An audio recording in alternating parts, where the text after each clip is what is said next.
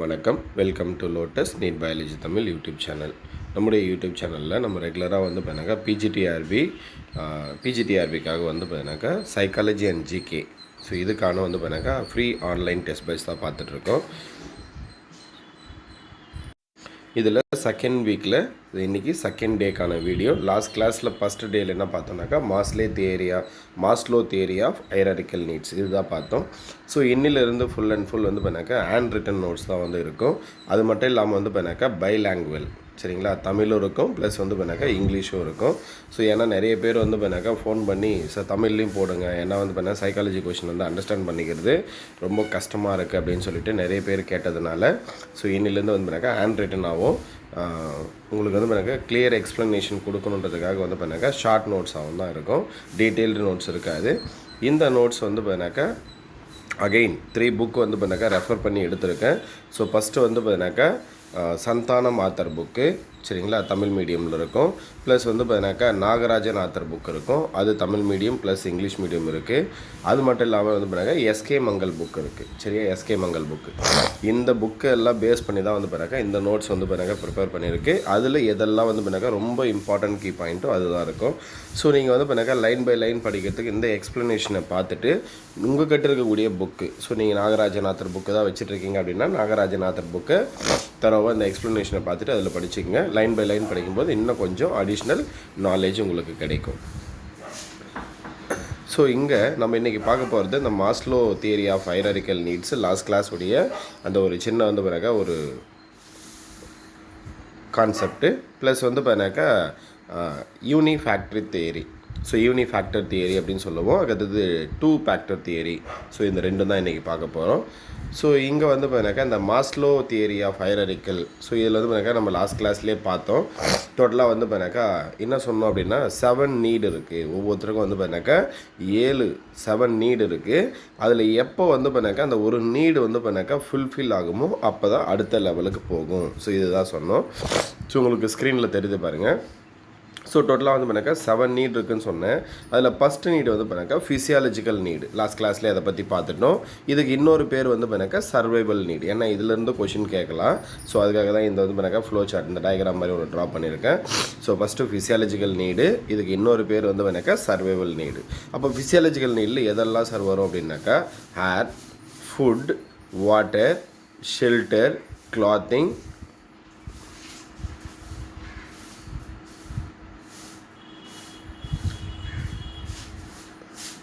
Next வந்து பார்த்தினாக்கா sleep. So இது எல்லாமே வந்து பார்த்தினாக்கா ஃபிசியாலஜிக்கல் நீடில் வரும். தட் மீன் வந்து பார்த்தினாக்கா சர்வைவல் நீட். எப்போ ஒருத்தருக்கு வந்து பார்த்தினா இது எல்லாம் ஃபுல்ஃபில் ஆகுதோ அப்போ தான் வந்து பார்த்தினாக்கா அடுத்த லெவலுக்கு போகும். சேஃப்டி அண்டு செக்யூரிட்டி நீட் அப்படின்னு சொல்லுவோம். Safety and security need. எதெல்லாம் சேஃப்டி அண்ட் செக்யூரிட்டி நீட் அப்படின்னாக்கா health, employment, property, family, stability. அப்போ இதெல்லாம் வந்து பார்த்தினாக்கா சேஃப்டி அண்டு செக்யூரிட்டி நீடில் வரும். அப்போது இந்த ஃபிசியாலஜிக்கல் நீடும் சேஃப்டி அண்ட் செக்யூரிட்டி நீடும் ரெண்டும் சேர்த்து நம்ம என்ன சொல்கிறோம் அப்படின்னாக்கா பயாலஜிக்கல் நீட் அப்படின்னு சொல்கிறோம். அப்போ எது பயாலஜிக்கல் நீடுன்னு நமக்கு கொஷின் கேட்கலாம்.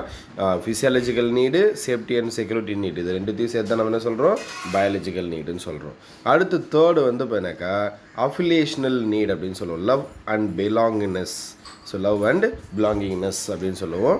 ஸோ இதில் எதெல்லாம் வரும்னாக்கா friendship, family, intimacy and connection. So இது எல்லாமே வரும், சரிங்களா.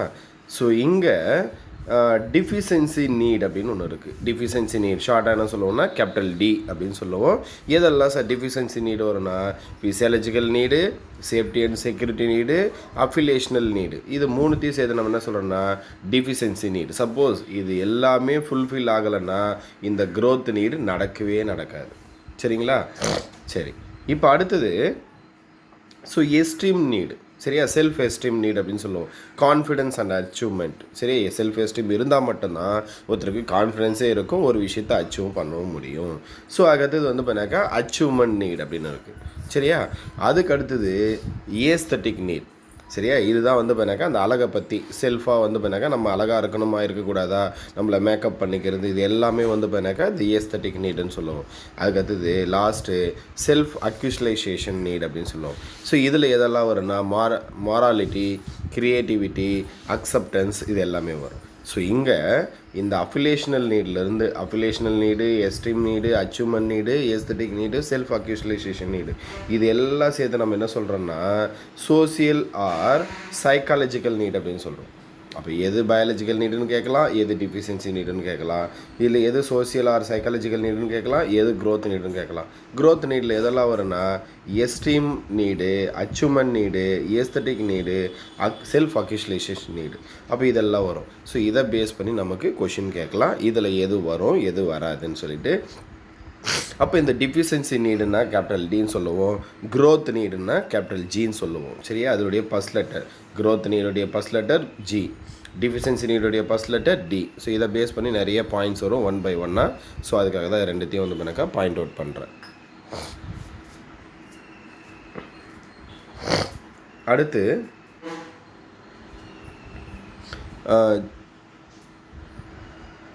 டி. டின்னா நம்ம ஆல்ரெடி சொல்லிட்டேன், deficiency need. Deficiency need common to all individual.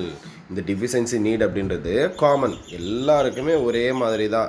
So இங்கே வந்து பார்த்தீங்கன்னாக்கா சின்னவங்க, பெரியவங்க, ஏழை, பணக்காரர், இது மாதிரிலாம் எதுவும் கிடையாது. இந்த டிஃபிஷியன்சி நீட் அப்படின்றது காமன் டு ஆல் இண்டிவிஜுவல் அப்படின்னு சொல்லுவோம். G, growth need. Differ from individual and so are idiosyncratic. அப்போது இந்த ஜி நீடை என்ன சொல்கிறோம் அப்படின்னா க்ரோத் நீடை இடியோ சின்கிரியேட்டிக் அப்படின்னு சொல்கிறோம். இதுவும் கொஷின் கேட்பாங்க. அப்போது டி நீட் அப்படின்றது காமன் டு ஆல் இண்டிவிஜுவல், ஆனால் growth need differ for individual and so are call. இது க்ரோத் நீட் என்ன சொல்கிறாங்க இடியோ சின்கிரியேட்டிக் அப்படின்னு சொல்கிறோம். D needs are selfish in nature. இந்த டிஃபிஷியன்சி நீட் இருக்குது பார்த்தீங்களா, செல்ஃபிஷ் இன் நேச்சர். நேச்சரில் வந்து பார்த்தீங்கன்னாக்கா செல்ஃபிஷாக இருக்கும். எது அப்படின்னாக்கா deficiency need. G need belong to the higher place. சரியா, இந்த க்ரோத் நீட் வந்து பார்த்தீங்கன்னாக்கா ஹையர் பிளேஸில் இருக்கும். Next deficiency need are episodic. Deficiency need அப்படின்றது எபிசோடிக், அப்பப்போ இருக்கும். சரியா, after breakfast lunch should follow and an subsequently with the suffer. Deficiency need தானே, பற்றாக்குறை தானே. எப்போ வந்து பார்த்தீங்கன்னாக்கா அவங்களுக்கு பிரேக்ஃபாஸ்ட் கிடைக்குதோ இல்லை லஞ்ச் கிடைக்குதோ அப்போ இந்த டிஃபிஷியன்சி நீடு இல்லாமல் போயிடும். திரும்ப எப்போ அவங்களுக்கு வந்து பார்த்தீங்கன்னாக்கா பிரேக்ஃபாஸ்ட்டோ லஞ்சோ இல்லையோ திரும்ப வந்து பார்த்தீங்கன்னாக்கா வர ஆரம்பிக்கும். ஸோ அதுதான், அதனால தான் என்ன சொல்கிறாங்க எபிசோடிக் அப்படின்னு சொல்கிறாங்க. இதுவும் நமக்கு கொஷின் கேட்கலாம். Growth needs are continuous and never ending. இந்த க்ரோத் நீட் அப்படின்றது இந்த எப்போல்லாம் இந்த டிஃபிஷியன்சி நீட்லாம் ஃபுல்ஃபில் ஆகிடுதோ அதுக்கப்புறம் க்ரோத் நீட் எப்படி இருக்கும், கண்டினியூஸாக இருக்கும், அதுக்கு எண்டிங்கே கிடையவே கிடையாது. ஸோ அடுத்தது லாஸ்ட்டு, ஸோ ரொம்ப important, towards a psychology of being. Towards a psychology of being அப்படின்ற புக்கை எழுதுறது யார் அப்படின்னா Maslow. Towards a psychology of being அப்படின்ற புக்கை எழுதுறது மாஸ்லோ. ஸோ இப்போ நம்ம என்ன பார்த்துருக்கோம் அப்படின்னா இந்த மாஸ்லோ தியரி ஆஃப் ஹையரார்க்கிக்கல் நீட்ஸில் அந்த டயக்ராம் பார்த்துருக்கோம். ப்ளஸ் வந்து பார்த்தாக்கா இந்த தியரியில் எதெல்லாம் வரும் எதெல்லாம் வராது மாஸ்லோ எழுதின புக்கு இதுதான் பார்த்துருக்கோம். அடுத்தது இந்த தியரி ஆஃப் இன்டெலிஜென்ஸ், இன்றைக்கி அடுத்த டாபிக் சொன்னோம். இந்த தியரி ஆஃப் இன்டெலிஜென்ஸில் வந்து பார்த்தாக்கா unitary theory. So unitary theory அப்படின்னா மோனார்கிக் தியரி அப்படின்னு சொல்லுவோம். மோனார்கிக் தியரி அப்படின்னு சொல்லுவோம். ஸோ இப்போது ஒரே ஒரு ஃபேக்டர் மட்டும்தான். சரியா, யூனி அப்படின்னா ஒன்று, மோனோ அப்படின்னாலே ஒன்று தான். அப்போ intelligence consist of all pervasive capacity. அப்போ இன்டெலிஜென்ஸில் என்னெல்லாம் இருக்குன்னாக்கா ஆல் பர்வேசிவ். அப்போ பர்வேசிவ்னா என்னென்னா பரவலாக. ஸோ நம்ம இன்டெலிஜென்ஸில் எதெல்லாம் கவர் ஆகுன்னா நமக்கு என்னெல்லாம் வந்து பண்ணக்கா வாழ்க்கையில் நம்ம இது ரிசீவ் பண்ணமோ அது எல்லாமே எதில் இருக்குன்னா இன்டெலிஜென்ஸில் இருக்கும். ஸோ இந்த தியரியை யூனிட்டரி தியரி ஆர் மோனார்க் தியரியை வந்து பண்ணாக்கா சப்போர்ட் பண்ணவங்க யார் அப்படின்னா பினே, ஆல்பர்ட் பினே அப்படின்னு சொல்லுவோம், டெர்மன். ஸோ இவங்க ரெண்டு பேரும் தான் வந்து பண்ணாக்கா சப்போர்ட் பண்ணுறாங்க. ஸோ இதுவும் இம்பார்ட்டன்ட். அடுத்து if one has fund of intelligence he can utilize it to any area of his life. சரியா, ஒருத்தருக்கு வந்து பார்த்தீங்கன்னாக்கா இன்டெலிஜென்ஸ் இருந்தது அப்படின்னா if one has a fund of intelligence, ஒருத்தர்கிட்ட இன்டெலிஜென்ஸ் இருந்ததுன்னா he can utilize it any area of his life. அந்த இன்டெலிஜென்ஸை அவர் எந்த ஏரியாவில் வேணாலும் அவர் என்ன பண்ண முடியும், இன்டெலிஜென்ஸை யூஸ் பண்ணிக்க முடியும். ஸோ இங்கே தமிழில் நுண்ணறிவு எனப்படுவது ஒரு பொதுத்திறன். நுண்ணறிவு அப்படின்றது என்னன்னாக்கா ஒரு பொதுத்திறன் அப்படின்னு சொல்லுவாங்க, யூனிட்டரி எபிலிட்டி. ஸோ இதுக்கு என்ன பேருனா முடியரசு கொள்கை. ஸோ இந்த நுண்ணறிவு பற்றியது அப்படின்றது வந்து என்னன்னாக்கா முடியரசு கொள்கை. இந்த யூனிட்டரி தியரி இருக்கு இல்லையா, இதுக்கு இன்னொரு பேர் முடியரசு கொள்கை. கொஷின் கேட்பாங்க, சரியா? தமிழில் தான் இருக்குது, இங்கிலீஷ் புக்கில் இந்த வேர்டு எங்கேயுமே கிடையாது. ஏன் இதுக்கு முடியரசு கொள்கை அப்படின்னு சொல்கிறாங்க அப்படின்னா, இங்கே வந்து ஒரு அரசன், சரியா, ஒரு அரசன்கிட்ட வந்து எல்லா இதுவும் அவர்கிட்ட தான் இருக்கும், எல்லா ஆர்டரும் அவர்கிட்ட தான் இருக்கும். அவர் தான் வந்து எல்லாத்தையுமே கண்ட்ரோல் பண்ணுவார். ஸோ அதனால தான் இதுக்கு என்ன பேருனா முடியரசு கொள்கை. அதே மாதிரி தான் இங்கே, சரிங்களா, இந்த யூனிட்டரி தியரி இருக்குது பார்த்தீங்களா, எப்படி ஒரு அரசங்கிட்ட எல்லா பவரும் இருக்கோ, அவர் தான் எல்லாத்தையும் கண்ட்ரோல் பண்ணுறாரோ, அதே மாதிரி தான் நம்மக்கிட்ட இன்டெலிஜென்ஸ் அப்படின்ற ஒரு பவர் இருக்குது. அந்த இன்டெலிஜென்ஸை வச்சுக்கிட்டு தான் நம்ம எல்லாத்தையுமே கண்ட்ரோல் பண்ணுறோம் அப்படின்னு சொல்கிறதுனால இதுக்கு என்ன பேருனா முடியரசு கொள்கை அப்படின்னு பேர். அடுத்து, ஒருவனுடைய நுண்ணறிவு ஈவு என்ற ஒற்றை மதிப்பினை கொண்டு நுண்ணறிவை அளவிட முடியும் என்று எண்ணியவர் யார்? பினே, ஆல்பர்ட் பினே. ஒருவருடைய நுண்ணறிவு ஈவு ஐக்யூ, இதை வந்து அந்த ஒற்றை மதிப்பினை அளவிடணும் அப்படின்னா நுண்ணறிவு மட்டுமே போதும், அதை இருந்தால் போதும், ஒருத்தருடைய ஐக்யூவை டெஸ்ட் பண்ணலாம் அப்படின்னு சொல்கிறது யாருன்னா பினே. தேர்ச்சி பெற்ற கணித பேராசிரியர் மறதிக்கு பேர் போனவராக இருப்பார். ஒருத்தர் வந்து நல்ல மேக்ஸில் வந்து டேலண்டடாக இருப்பாங்க, ஆனால் அவங்களுக்கு வந்து ஞாபக மறதி இருக்கும். தனது தொழிலில் சிறப்புற்று விளங்குபவர் குடும்பத்தில் உள்ளவர்களோடு ஒத்து செல்ல மாட்டார். அதே மாதிரி வந்து பிஸ்னஸில் வந்து ஆஹா ஓஹோன்னு இருப்பார், ஆனால் அவருடைய குடும்பத்தில் வந்து எல்லாருக்கூடையும் அனுசரணையாக இருப்பாருன்னா இருக்க மாட்டார். ஸோ இது எல்லாமே வந்து இதோடைய ட்ராபேக் தான். அடுத்து, ஒருவன் மிகுந்த நுண்ணறிவை பெற்றிருப்பானே ஆனால் வாழ்க்கையின் எல்லா பகுதிகளிலும் அதை பயன்படுத்தி வெற்றிகரமாக விளங்குவான். ஒருத்தருக்கு வந்து அதிகமான இன்டெலிஜென்ஸ் இருந்தது அப்படின்னா அவன் வாழ்க்கையில் எந்த விஷயமாக இருந்தாலும் சரி, எந்த ஏரியாவாக இருந்தாலும் சரி, அந்த இன்டெலிஜென்ஸை யூஸ் பண்ணி அவன் வந்து வெற்றிகரமாக விளங்குவான் அப்படின்றது தான் வந்து இங்கே. ஸோ இங்கே நமக்கு என்ன கொஷின் கேட்கலாம் அப்படின்னா, யூனிட்டரி தியரிக்கு இன்னொரு பேர் மோனார்கிக் தியரி. ஸோ இது வந்து யார் ஆதரித்தாங்க, யார் சப்போர்ட் பண்ணாங்க அப்படின்னு கொஷின் கேட்கலாம். ஸோ அதுக்கு அடுத்தது வந்து இதுக்கு இன்னொரு பேர் இருக்குது, முடியரசு கொள்கை. ஸோ அதே மாதிரி இந்த ஒருவனுடைய நுண்ணறிவு ஈவு, ஸோ இந்த ஒற்றை மதிப்பினை கொண்டு நுண்ணறிவை அளவிட முடியும் என்று கூறியவர் யார் அப்படின்னு இதுவும் கொஷின் கேட்கலாம், ஆல்பர்ட் பினே. ஸோ நெக்ஸ்ட் வந்து ஸ்பியர்மேன், 2 ஃபேக்டர் தியரி. ஸோ இப்போ வந்து என்ன ஆச்சுனாக்கா, இந்த இவர் சொன்னது வந்து யூனிட்டரி தியரி அப்படின்னு சொல்லுவோம், மோனார்கிக் தியரி. ஸோ இதில் வந்து யாருமே அக்செப்டே பண்ணல. ஸோ இதில் நிறைய ட்ராபேக் இருக்குது, அது ஒரு மாதிரி ஒரே ஒரு இது மட்டும் கிடையாது, நிறைய ஃபேக்டர்ஸ் எல்லாம் இன்வால்வ் ஆகுது ஒருத்தருடைய இன்டெலிஜென்ஸுக்கு அப்படின்னு சொல்லிட்டு அதை ரிஜெக்ட் பண்ணிட்டாங்க. ஸோ அதோடைய கண்டினியூவேஷன், அதை ஃபுல்ஃபில் பண்ணுறதுக்காக ஸ்பியர்மேன் அப்படின்ற என்ன பண்ணுறாருன்னா 2 ஃபேக்டர் தியரின்னு ஒன்று கொடுக்குறாரு.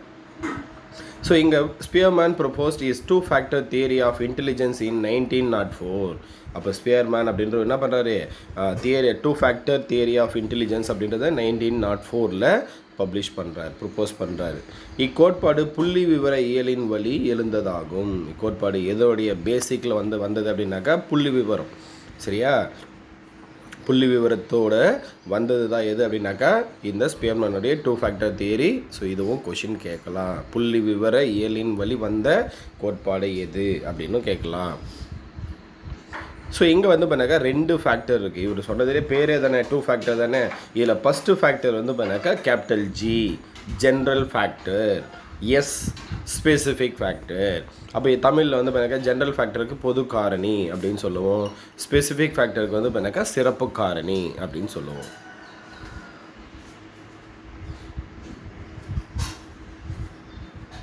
ஸோ இங்கே கேபிட்டல் ஜி ஆராய்ந்தறியும் திறனோடு தொடர்பு பெற்று விளங்குகிறது. அப்போ இந்த ஜீன்னு ஒன்று சொன்னோம் இல்லையா, இது எதோட ரிலேட்டட் ஆகுது அப்படின்னு பார்த்தீங்கன்னா ரிசர்ச்சோட.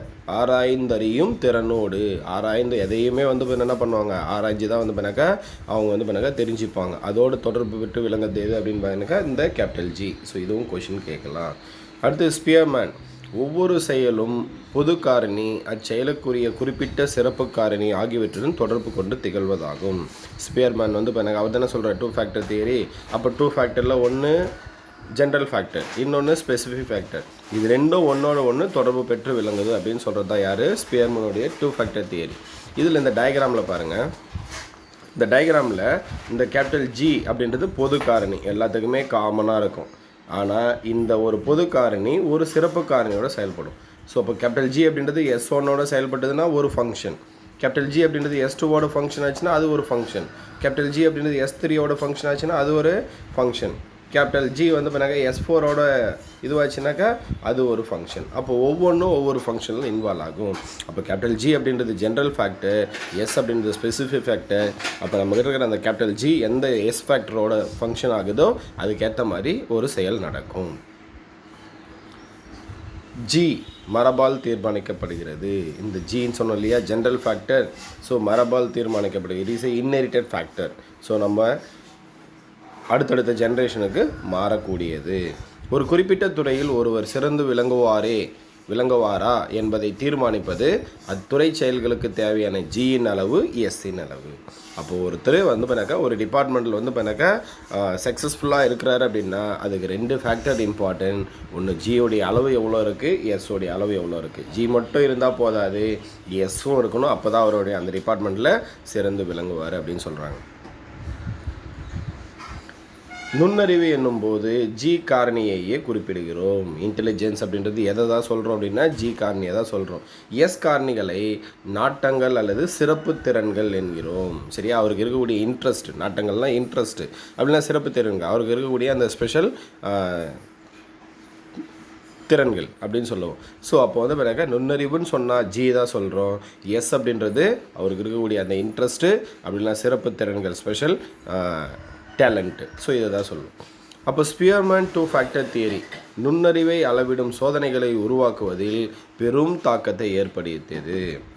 அப்போ இந்த ஸ்பியர்மேனுடைய 2 ஃபேக்டர் தியரி வந்து பண்ணாக்கா நுண்ணறிவை அளவிடும் சோதனைகளை உருவாக்குவதில், ஸோ இன்டெலிஜென்ஸ் டெஸ்ட் எல்லாம் இருக்கு இல்லையா, அதை உருவாக்கத்தில் அதிகமான தாக்கத்தை ஏற்படுத்துறது எது அப்படின்னாக்கா இந்த ஸ்பியர்மேனுடைய 2 ஃபேக்டர் தியரி. இதுவும் கொஷின் கேட்கலாம். அடுத்து, the amount of capital G in a person depends on the amount of cortical energy present. அப்போ ஒருத்தர்கிட்ட எவ்வளோ G, capital G general factor இருக்கும் அப்படின்றது எதை டிபெண்ட் பண்ணி இருக்குன்னா அவங்ககிட்ட இருக்கக்கூடிய அந்த கார்டிக்கல் எனர்ஜி. அப்போ அந்த கார்டிக்கல் எனர்ஜின்றது எதை பேஸ் பண்ணுதுன்னா செரிப்ரல் கார்டெக்ஸ், நம்முடைய பிரெயினோட ரிலேட்டடானது. அதுலேயும் பர்டிகுலராக செரிப்ரல் கார்டெக்ஸ். ஸோ இதுதான் வந்து பண்ணாக்கா ஒருத்தருடைய ஜியை தீர்மானிக்கிறது. ஒருத்தருக்கு வந்து பண்ணாக்கா ஜென்ரல் ஃபேக்டர் ஸோ அதிகமாக இருக்குது அப்படின்னா, ஒருத்தருக்கு இன்டெலிஜென்ஸ் அதிகமாக இருக்குன்னா அதுக்கு மெயின் ரீசனாக இருக்குது எதுனாக்கா இந்த செரிப்ரல் கார்டெக்ஸ். அப்போ இன்டெலிஜென்ஸோட ரிலேட்டடாக இருக்கக்கூடிய பிரெயின் பார்ட் எதுன்னு கொஷின் கேட்கலாம், செரிப்ரல் கார்டெக்ஸ். ஸோ இன்றைக்கான கிளாஸு. ஸோ அடுத்த கிளாஸில் பார்ப்போம். தேங்க்யூ.